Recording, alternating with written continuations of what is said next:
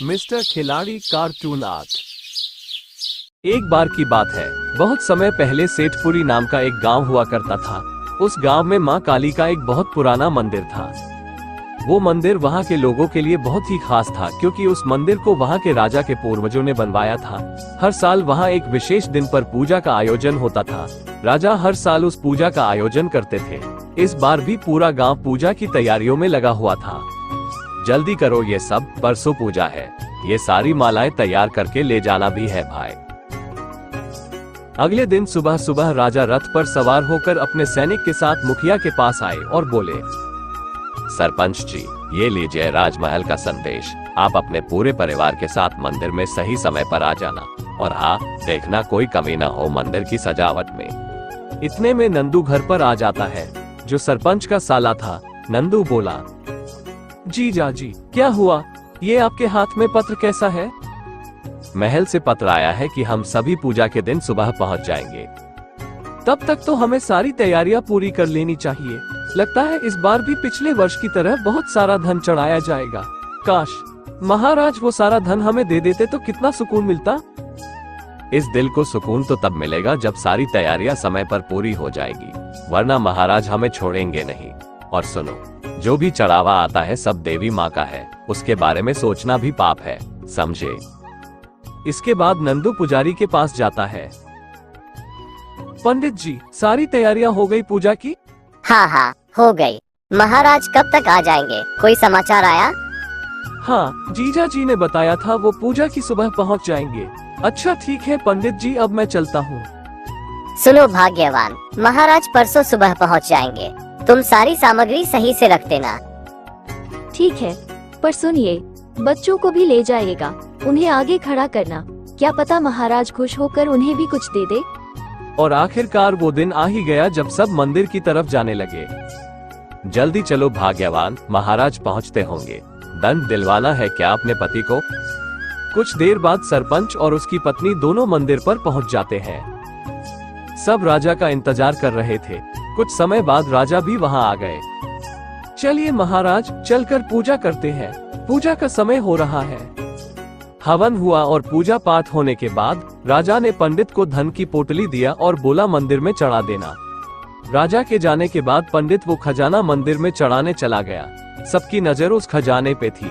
खजाने की चमक इतनी थी कि सबकी आंखें उसकी चमक से चकाचौंध हो रही थी।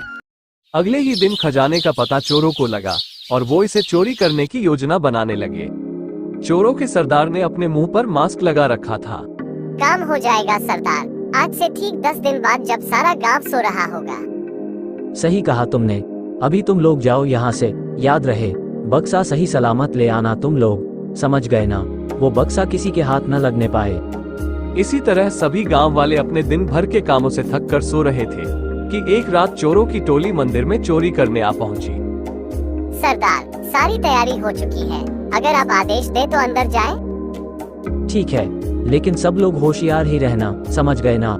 चोर बिना शोर किए मंदिर के अंदर जाते हैं और मंदिर के सारे गहने एक बक्से में भरकर चुपचाप वहां से निकल जाते हैं। अगली सुबह, सरपंच जी उठिए, जल्दी उठिए, चोरी हो गया। चोरी? कैसी चोरी? मंदिर में चोरी हो गई है। महाराज को पता तो नहीं चला ना? उन्हें पता चला तो बहुत क्रोधित होंगे। थोड़ी देर बाद पंडित, कोतवाल और गांव के कुछ आदमी सरपंच के घर पहुंचते हैं। किसने की चोरी? कुछ पता चला कोतवाल साहब? हमें नहीं पता सरपंच जी।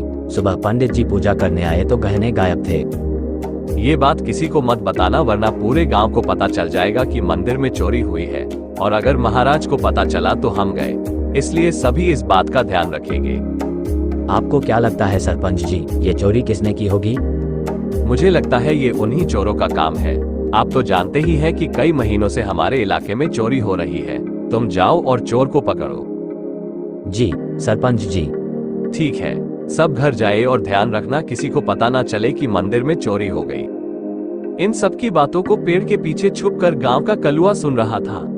कलुआ भागता हुआ गया और पूरे गांव वालों को मंदिर की चोरी की बात बता दी। थोड़े ही समय में मंदिर की चोरी की बात पूरे गांव में हवा की तरह फैल गई। कुछ देर बाद नंदू भागता हुआ कोतवाल के पास पहुंचता है। क्या हुआ नंदू, सब ठीक तो है ना?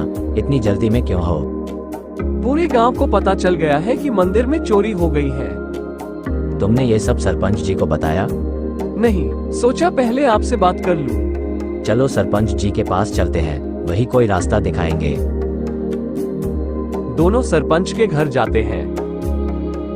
सरपंच जी, पूरे गांव को पता चल चुका है चोरी के बारे में, अब क्या होगा? मेरी पत्नी ने मुझे बताया कि पूरा गांव इस बारे में बात कर रहा है। हमने तो अभी तक चोर को पकड़ा भी नहीं है। महाराज को पता चला तो हमें अपने अपने पदों से हाथ धोना पड़ेगा। वो लोग बात ही कर रहे थे कि तभी सेनापति आकर बोला, सरपंच जी जल्दी चलिए राजमहल, आपको राजा ने बुलाया है। क्या महाराज, ये कैसे हो सकता है? महाराज तो चले गए थे ना, लगता है उन्हें किसी ने इन सारी बातों के बारे में बता दिया है। सरपंच नंदू और कोतवाल राजमहल की ओर चल देते हैं। महाराज, आपने हमें बुलाया, ऐसी कौन सी आवश्यक कार्य आ गई? ये मैं क्या सुन रहा हूँ? मंदिर में चोरी हो गई। कौन है वो नीच जिसने मंदिर में चोरी करने की हिम्मत की?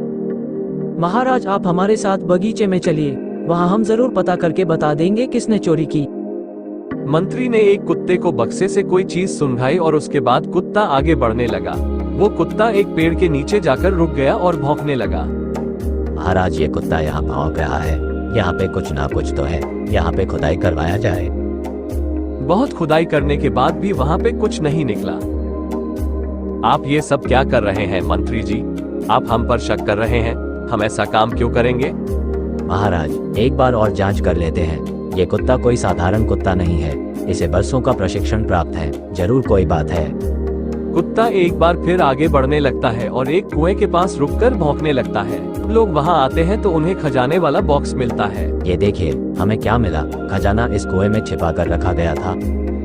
आपका काम खत्म हुआ मुख्य सलाहकार जी, धन्यवाद। मुख्य सलाहकार? ये मुख्य सलाहकार कौन थे? हाँ, मैंने और इन्होंने शर्त लगाई थी कि कौन इस गांव के चोर को पहले पकड़ेगा, बस इसलिए हमारे मुख्य सलाहकार जी ने ये सब योजना बनाई थी। ये सब क्या हो रहा है? कोई बताएगा मुझे आखिर क्या चल रहा है? मैं बताता हूँ महाराज। चोर इस गांव में सोने के गहने चुराकर उसकी जगह नकली गहने रख रहा था। इस बात का शक हमें तब हुआ जब मैं पिछली बार देवी माँ के दर्शन के लिए गया था। आप तो जानते हैं, गहने बनवाने की जिम्मेदारी मेरी रहती है, तो भला मैं कैसे असली और नकली का भेद भूल सकता हूँ। तब मैंने और मंत्री जी ने एक योजना बनाई कि कौन इस चोर को पहले पकड़ेगा। बस हम दोनों लग गए काम पे। उन्होंने गहनों पर एक प्रकार का रसायन लगा दिया जिससे सरपंच जी उर्फ हमारे चोर जी पकड़े गए। लेकिन महाराज, कहानी यहाँ खत्म नहीं होती। इस कहानी में एक और चोर भी शामिल है, हमारे कोतवाल साहब। क्यों कोतवाल जी? नहीं नहीं, मैंने कुछ नहीं किया महाराज, मैंने कुछ नहीं किया। हम बताते हैं महाराज। इन्होंने भी इस बार चोरी की योजना बनाई। असली गहनों की चोरी हो जाने के बाद इन्होंने मंदिर में पहुंचकर नकली गहनों की चोरी कर ली। हमें शुरुआत से तो केवल सरपंच और नंदू पर शक था। मैंने पंडित जी के साथ मिलकर पहले के हर वर्ष के गहनों की जांच करवाई, तब पता चला कि वो सारे भी नकली हैं। लेकिन बाद में जब नकली गहनों की चोरी हो गई तब मैं समझ गया कि चोर दो अलग अलग इंसान हैं। लेकिन असली चोर यानी कि हमारे सरपंच जी को तो मंत्री जी की सूझबूझ से ही पकड़ पाए। अगर रसायन लगाने का सुझाव ना देते तो इन्हें पकड़ना बहुत मुश्किल होता। इन सभी चोरों को पकड़कर हमारी काल कोठरी में डाल दो, ये इसी के लायक है। और इस तरह मुखिया के गिरोह के साथ साथ कोतवाल को भी तहखाने में हमेशा के लिए बंद कर दिया गया।